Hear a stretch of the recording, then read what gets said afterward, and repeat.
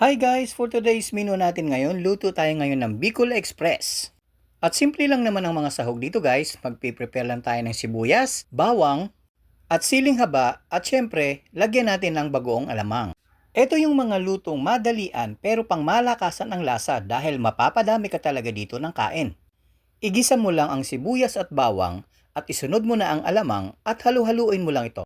At pagkatapos, isunod mo na rin ang ating ginayat na baboy at isang kutsa mo at halu-haluin mo lang ito guys hanggang sa kumataas. Pagkatapos mong isang kutsa guys, tikman mo at lagyan mo ng patis kung kinakailangan. At kung malambot na nga ang ating karning baboy, huwag kalimutan na ilagay na ang ating kokoman mga gata para sa ating masarap na Bicol Express.